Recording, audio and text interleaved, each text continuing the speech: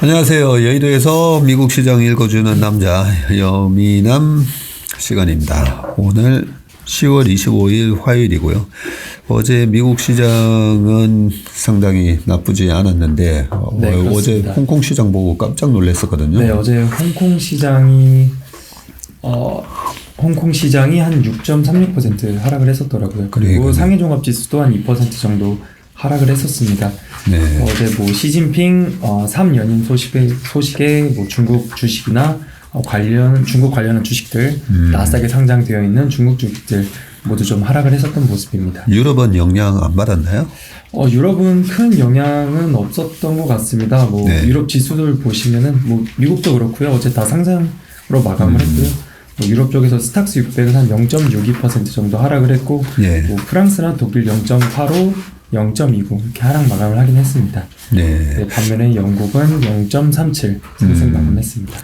어제 저녁에 이제 윤지혁 센터장님 전화 와가지고 이런저런 얘기하는데 홍콩에 지금 근무하고 있는 외국계 증권사 직원이 이제 탈홍콩이 시작됐다고 하면서 자기네 회사에서도 한국으로 갈 건지 일단은 싱가포르이 제일 1순위이긴 한데 한국으로 갈 건지 이런 얘기도 있대요. 그러면서 이제 확실하게 이제 탈중국이 시작한 것 같고요. 이 시진핑 3년임 제가 이런 거 보면서도 오늘 아침에 그런 생각이 들더라고요. 이 리스크는 원칙으로 피하는 건데 독재 국가에 투자하지 않는다. 네, 우리가 그거는 원칙이 중요한 것 같아요. 우리 남주임은 옛날에 우리 군부 독재 시절을 안 겪어봤죠. 예. 그때 당시에 그냥 기업 하나를 날려버리거든요. 네, 거의 그룹에 했던 중견 그룹을 날려버려요. 네, 그런 시절을 우리는 겪어봤기 때문에 독재 국가가 얼마나 무서운지를 저희는 알고 있기 때문에 아무리 그 나라의 성장성이 좋다 하더라도 이번에 홍콩 주가 빠지면서도 끔찍하더라고요.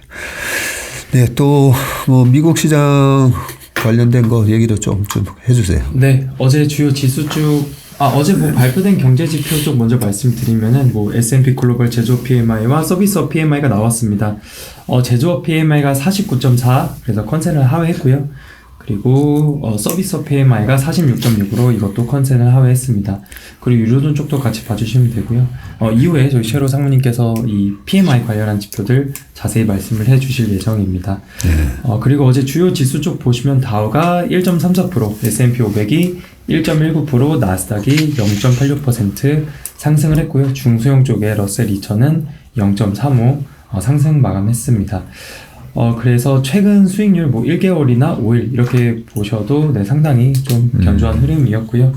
또 업종별로 보시면 11개의 업종 중에서 2개의 업종만 하락 마감을 했고 9개의 업종 모두 상승했습니다. 특히 헬스케어 쪽이나 필수 소비재 그리고 IT 쪽이 강했었는데 필수 소비재가 1.79% 그리고 헬스케어가 1.91% IT가 1.38% 그렇게 상승 마감했습니다. 그리고 어제 채권 쪽 보시면 어제 10년물이나 2년물 시장에서 대체로 이제 피크 쳤다라는 말이 좀 나오고 있는 것 같습니다. 10년물은 3bp, 2년물도 3bp 상승했고요. 10년물 4.24, 2년물은 4.5 이렇게 상승해서 마감을 했습니다. 달러 인덱스는 그래도 소폭 빠졌어요? 네, 소폭 빠졌습니다. 112 정도로 마감을 했는데 큰 변동은 없었습니다. 어제 일본 외환 시장에서는 일본에서 우리나라 돈으로 한 70조를 쏟아부으면서 원엔 달러 엔 환율이죠. 150 넘었던 거 한번 확 눌렀다가 그런 소동이 있었더라고요. 천연가스 가격이 간만에 약간 올랐네요. 네, 그렇습니다. 미국 쪽 천연가스는 한 4.84% 오르면서 5.15 마감을 했습니다. 근데 반면에 유럽 쪽에서는 이 TTF 가스가 가격이 100 유로 깨졌네요. 네, 그래서 어제 하루에만 12.68% 하락을 했습니다.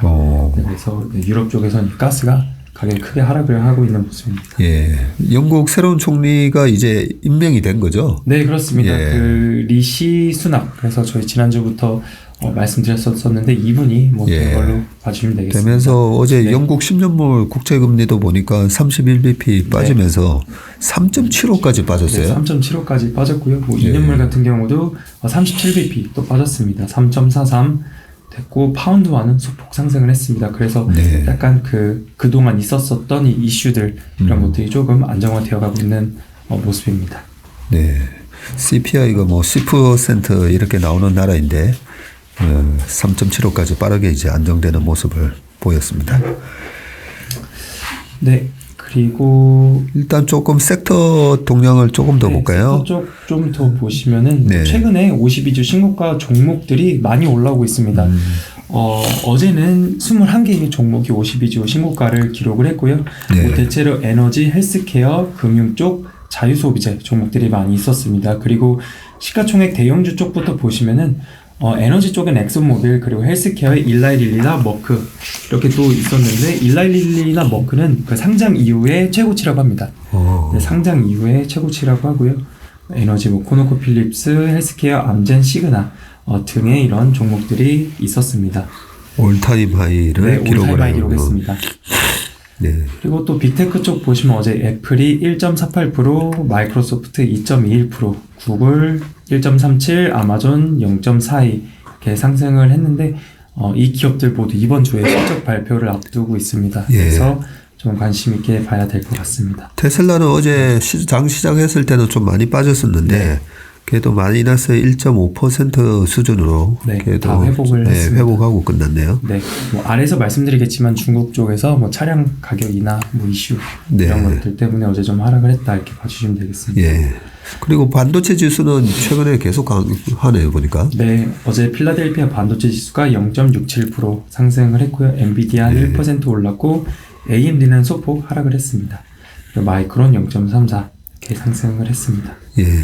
리오프닝도 나쁘지는 않았는데 네. 라스베가스 샌즈는 중국 명령인 네, 거죠? 어제 중국 쪽과 미국 기업들이 중국에 익스포저가 좀 있는 기업들이 있습니다. 네. 뭐 라스베가스 샌즈나 스타벅스 같은 기업들도 최근에 중국 쪽으로 점유율을 늘리겠다, 매장 수를 늘리겠다라고 했었는데요. 네. 스타벅스는 어제 한 5.5% 정도 하락을 했었습니다.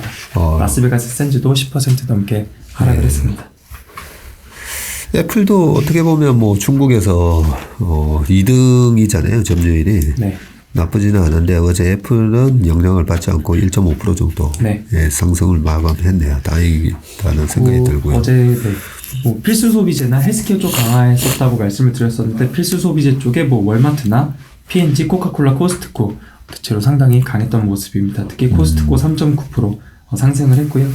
뭐 헬스케어 쪽에 뭐 존슨앤존슨, 일라이릴리 그리고 예. 화이자, 모더나 이런 종목들 대체로 뭐 1%, 2%, 3% 이렇게 하락을 했습니다. 그리고 뭐 존슨앤존슨 같은 경우 YTD로도 거의 이제 플랫까지 올라온 상황입니다.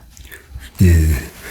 이번에 우리가 아마 시청자분들께서도 이런 약세장을 처음 겪어보시는 분들도 아마 계실 거고 한데 미국 주식에 투자를 하신 지 보통 한 2, 3년 이렇게 되시다 보니까 다음에는 우리가 약세장이 오기 전에 강세장에서 수익이 많이 나면 밸류에이션이 조금 무거워지면 어떤 종목으로 우리가 내 포트폴리오를 방어적으로 바꿀 수 있는지 그런 부분을 보면 헬스케어 그죠? 네.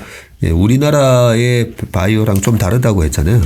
네, 미국의 헬스케어는 필수 소비재 성격이 좀 강하기 때문에 일라일릴리 같은 거라든지 존슨앤존슨 이런 회사들이 상당히 이제 방어가 잘 된 그런 종목이라고 볼 수가 있고 뭐 코카콜라라든지 여러 가지 코스코도 그렇고요.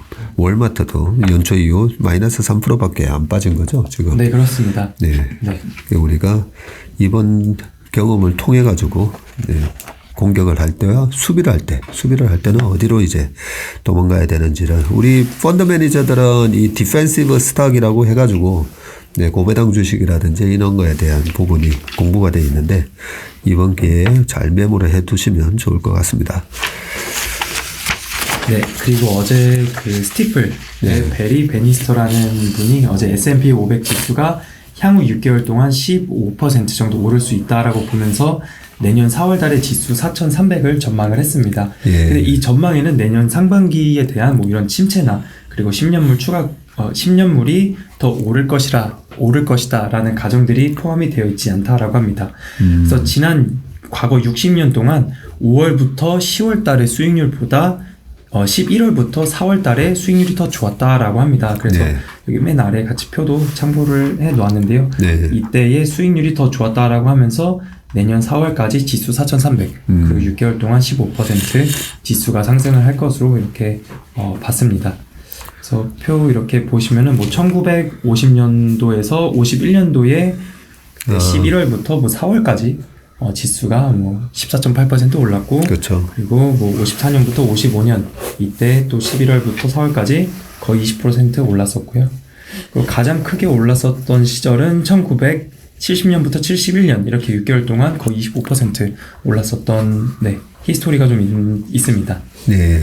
2018년에서 19년도도 실제로는 18년도에 10월, 11월, 12월 달에 거의 S&P 500이 20% 빠졌었거든요. 예. 20% 빠졌다가 다시 올라와서 그래도 플러스 8.6%나 수익을 냈기 때문에 실제로 2018년도 연말에 마이너스 20% 빠졌을 때 만약에 샀었다면 아마 30% 이상의 수익이 2019년 1월부터 한 5월까지 났을 거라는 생각이 들고요. 이 할로윈 전략이 이제는 강원국 작가가 얘기도 많이 하고 저도 얘기를 많이 해서 사람들한테 많이 알려지긴 했지만 여전히 이번에도 그럴까? 네, 내년에 경기 혹독한 침체 온다는데 이번에도 그럴까?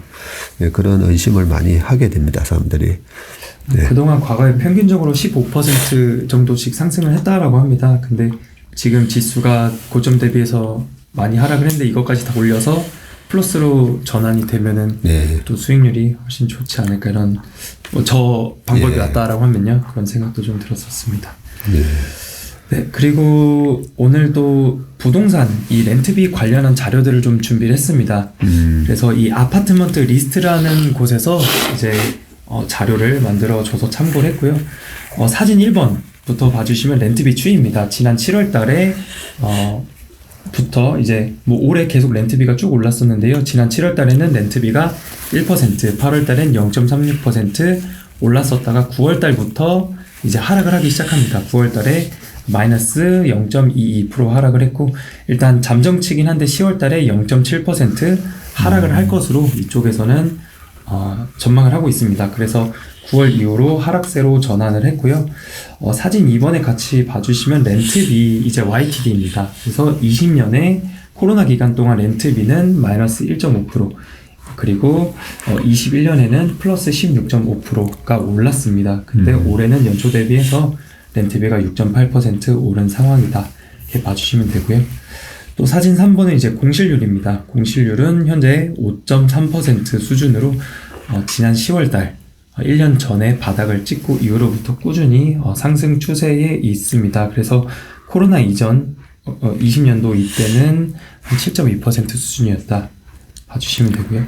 네. 근데 사진 1을 보니까 항상 11월, 12월 달에는 거의 빠졌었네요. 네, 약간 시즈널리티가 좀 있었던 것 같습니다. 항상 그렇죠. 연초에 그렇습니다. 예, 연말 연초에 약간 비수기인 것 같습니다. 네, 그리고 또 사진 4번을 같이 봐주시면은 이게 그 도시별 렌트비 상승률입니다. 사진 4번은 도시 인구 100만 명이 넘어갈 때인데요. 최근 6개월간 왼쪽 표를 보시면 최근 6개월간 가장 많이 오른 것이 로체스터 10%, 뭐 그랜드 레피즈 10%, 콜럼버스 뭐 9%, 뉴욕 9% 이렇게 되어 있고요.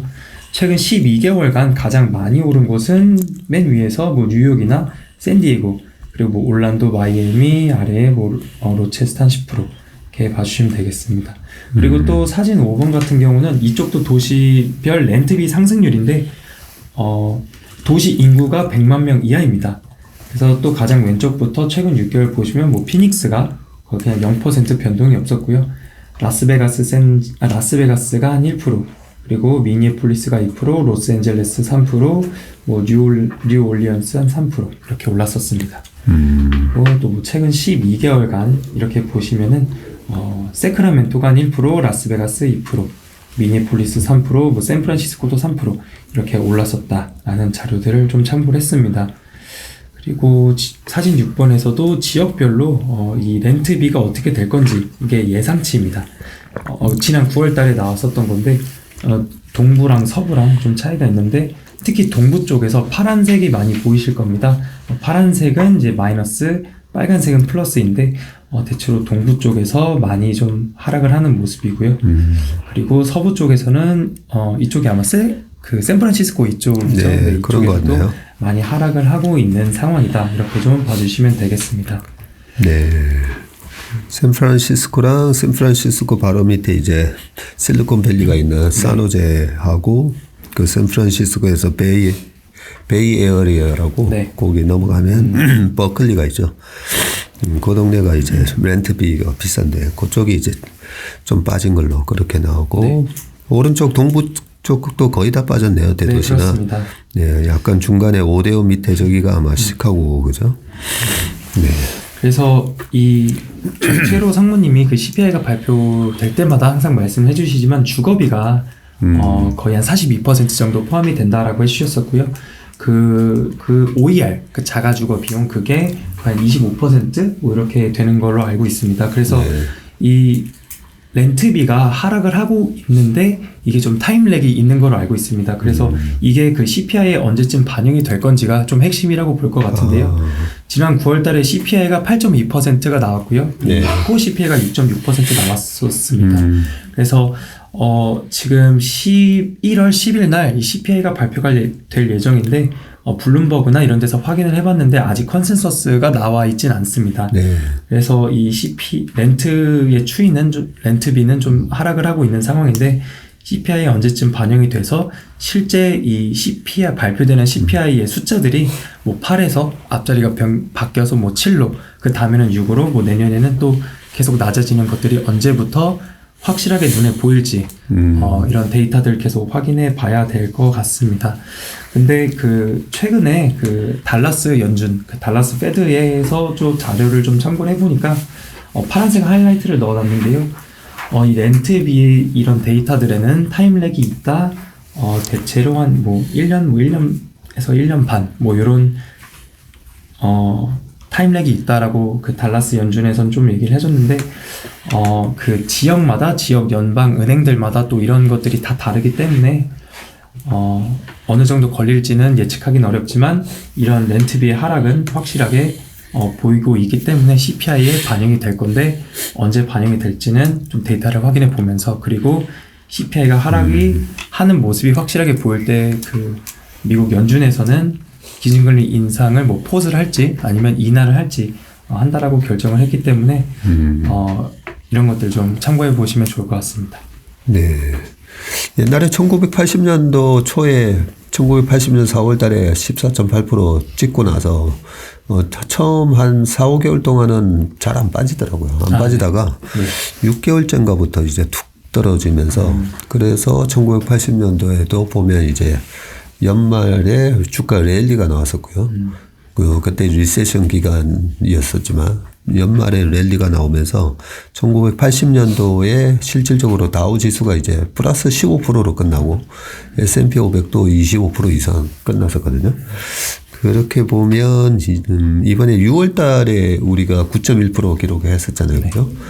한 5개월 정도 더 해보면 한 11월 달이니까 이번에도 한번 5개월 뒤 숫자가 되는 당장 다음 달부터 CPI가 한번 떨어지는 보는 걸 기대를 해보겠습니다.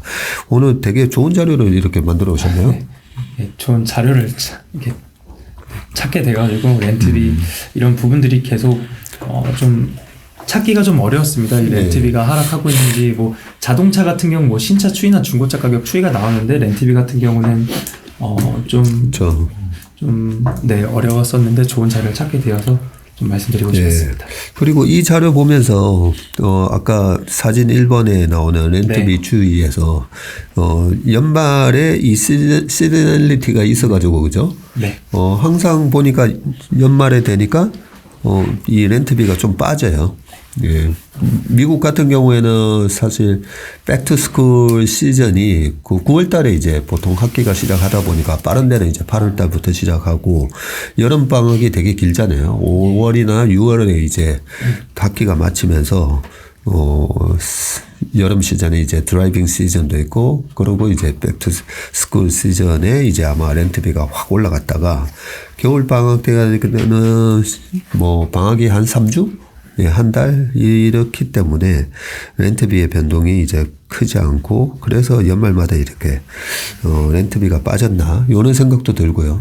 지난번에 제가 왜 할로윈 전략이 잘 그렇게 먹힐까?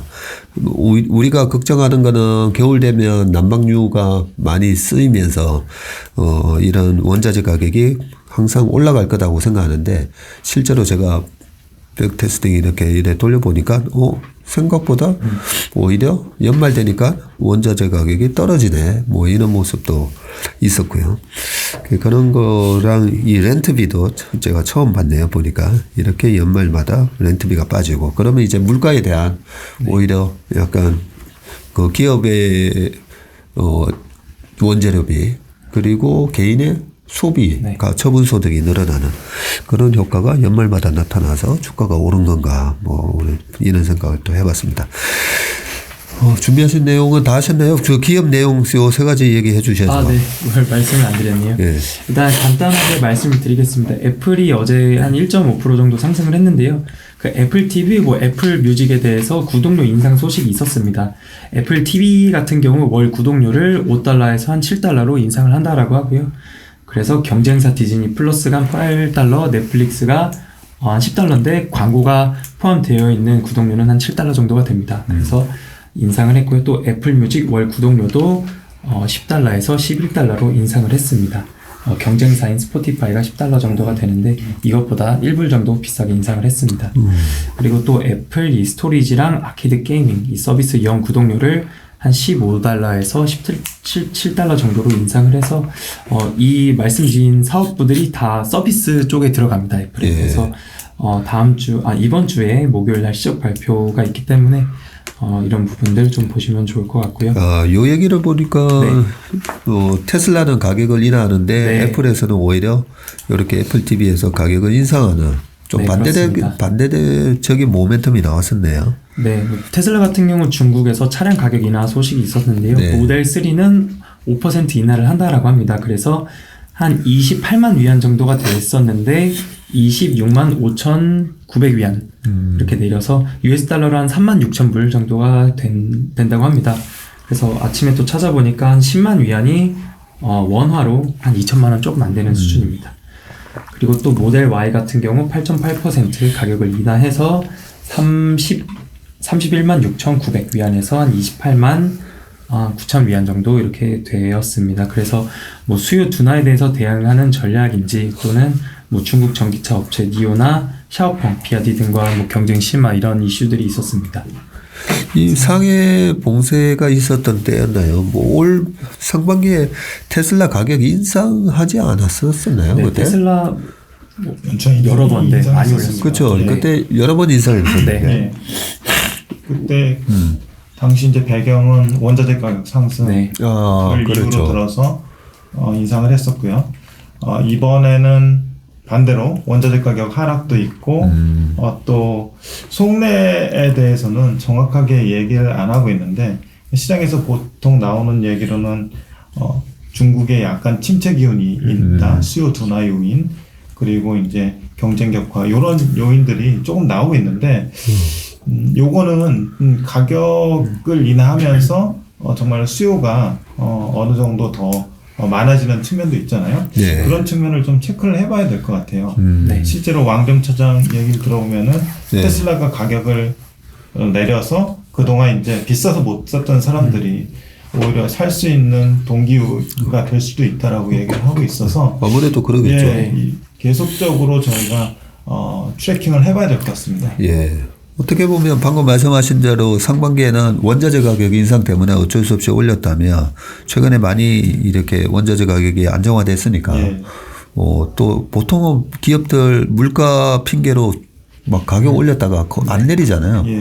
근데 이렇게 내려주는 거 보면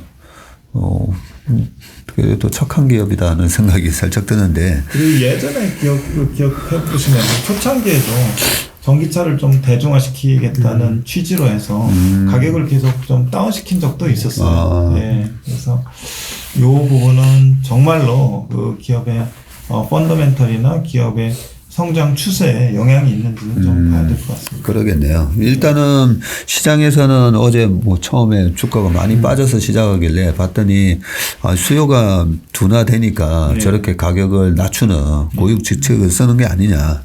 뭐 이런 우려감이 좀 많았던 것 같은데 그거는 조금 너무 지나친 우려감일 수도 있는 것 같습니다. 일단 어떻게 되는지 가격 인하에 대한 판매 큐 증가가 어떻게 되는지 한번 확인을 우리가 해보면 좋을 것 같습니다.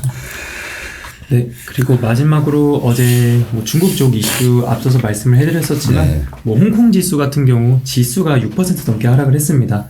그리고 미국의 그 HXC라는 나스닥 골든 드래곤 차이나 인덱스 뭐 이런 ETF가 있는데요. 이 ETF가 14% 넘게 하락을 했습니다.